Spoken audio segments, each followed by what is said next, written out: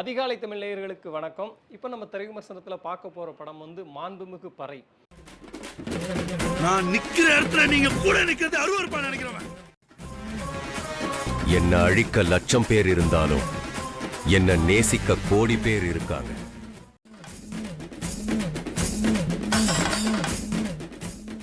அந்த பறை இசை வந்து ரொம்ப குறையான இசை, குறைவான இசை அப்படின்ட்டு ஒரு பொதுவான பார்வை ஒன்று சமூகத்தில் எப்போதுமே இருக்கும்.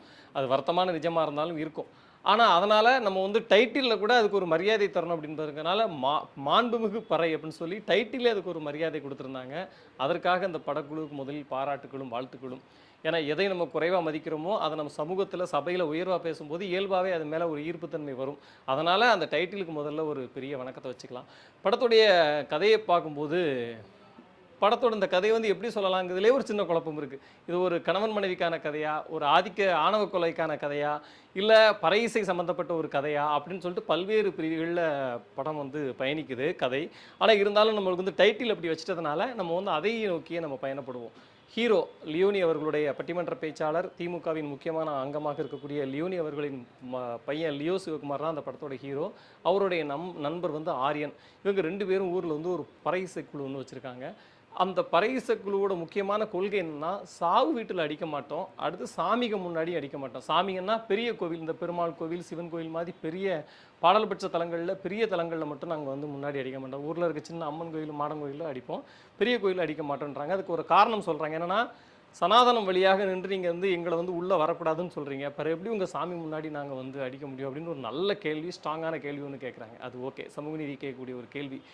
அந்த மாதிரி ஒரு கொள்கையோடு இருக்காங்க. இவங்க 2 பேருக்கு மேலேயும் ஊரில் வந்து ஒரு சின்ன புகைச்சல் இருந்துக்கிட்டே இருக்குது. துரதிர்ஷ்டவசமாக ஹீரோடைய நண்பரை வந்து கொலை பண்ணிடுறாங்க. ஹீரோவுக்கு ஒரு தனியாக ஒரு காதல் வருது. அவர் காதலியோடு பயணித்துட்டு இருக்கிறாரு. அந்த கொலைக்கான தீர்வு என்ன, ஊருக்குள்ளே இவருக்கு ஒரு சின்ன பஞ்சாயத்து இருக்குது, அந்த பஞ்சாயத்துக்கான முடிவு என்ன அப்படின்றத அந்த படத்துடைய திரைக்கதையாக இருக்குது. இதிலே நான் சொல்லும்போதே புரிஞ்சிருக்கோம், பல்வேறு எமோஷனல் வந்து படத்தோட மெயின் கதையை வந்து அங்கங்கே டிஸ்டர்ப் பண்ணிக்கிட்டே இருக்குங்கிறது உண்மை.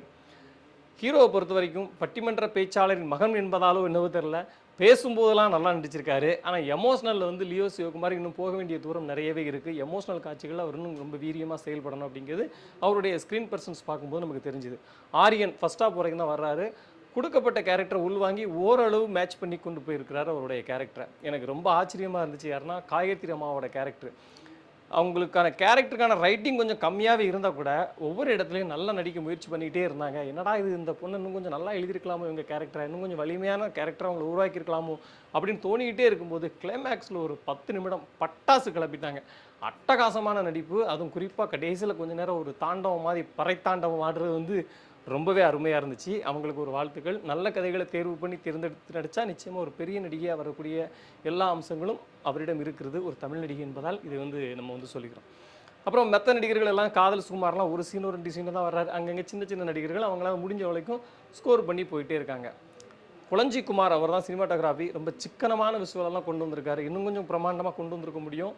பட்ஜெட் காரணமாக இல்லை அவர் அடுத்த படத்தில் ஆர்வமின்மை காரணமான்னு தெரியல, இன்னும் கொஞ்சம் நல்ல விஷுவல் அவர் கொடுத்துருக்கலாம் அப்படின்றது நம்மளுடைய கருத்து. படத்தில் ஒரு பெரிய பில்லராக இருக்கக்கூடியது தேனிசி தென்றல் தேவா. அவருடைய இசை வந்து படத்துக்கு ரொம்ப உயிரோட்டமாக அமைஞ்சிருக்கு. இடைவேளைக்கு பிறகு ஒரு பாடல், சோகமான சுச்சுவேஷனில் ஒரு பாடல் ஒன்று வருது, அது அவரே பாடியிருக்காரு. அந்த பாடலில் வந்து மனதை உருக்கும் விதமாக அவர் வந்து ரொம்ப அழகாக பாடியிருக்காரு. அந்த பாட்டுக்கான டியூனும் நல்லாயிருக்கு.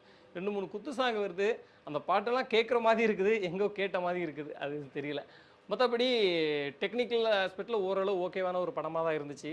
கதை திரைக்கதை எழுதியிருக்கிறது யாருன்னா சுபா சுரேஷ் ராம், இருவரும் இணைந்து எழுதியிருக்கிறார்கள். செறிவாக கதையை தேர்ந்தெடுத்திருக்காங்க. ஆனால் தெளிவாக திரைக்கதை அமைக்காமல் விட்டுருக்காங்க. நல்ல திரைக்கதை அமைச்சிருந்தா இன்னும் கொஞ்சம் அழகழகான காட்சிகளை, கொஞ்சம் இன்ட்ரெஸ்டிங்கான காட்சிகளை கொடுத்துருந்தா ரொம்ப சூப்பராகவே வந்திருக்கும். எடிட்டர் தேவையில்லாத சில காட்சிகள்லாம் இருக்குது. குறிப்பாக கணவன் மனைவிக்கு ஒரு நெருக்கமான காட்சி ஒன்று இருக்குது. படத்துக்கு சுத்தமாக தேவைப்படாத மாதிரி தோணுச்சு. அதெல்லாம் அவர் வந்து எடிட் பண்ணியிருக்கலாம். ஸ்க்ரீன் பிளேயை பொறுத்த வரைக்கும் சொன்ன மாதிரி இன்னும் கொஞ்சம் வலிமையான ஸ்க்ரீன் பிளே அமைச்சிருந்தால் அந்த கதை வந்து ரொம்ப ஸ்ட்ராங்காக வந்து கன்வே செய்யப்பட்டிருக்கும். அந்த இடத்துல கொஞ்சம் விட்டுட்டாங்க. டேரக்டர் இன்னும் கொஞ்சம் ஸ்டேஜிங் லெவலில் இன்னும் கொஞ்சம் அடுத்த கட்டத்துக்கு எடுத்துகிட்டு போயிருக்கலாம். சரி, இப்படியான குறைகள் அங்கங்கே இருந்தால் கூட படம் வந்து சொல்ல வரக்கூடிய ஒரு நீதி இருக்குல்ல, அது ரொம்ப முக்கியம். எப்போதுமே அந்த கமர்ஷியல் சினிமாக்களுக்கு மத்தியில் அப்படி சமூக நீதி பேசக்கூடிய சினிமாக்கள் வரும்போது அதை ஆதரிக்க வேண்டிய கடமை நமக்கு இருக்கிறது, குறைகள் இருந்தாலும் கூட. அந்த வகையில் மாண்புமிகு பறை மனிதநேய திரை. நன்றி, வணக்கம்.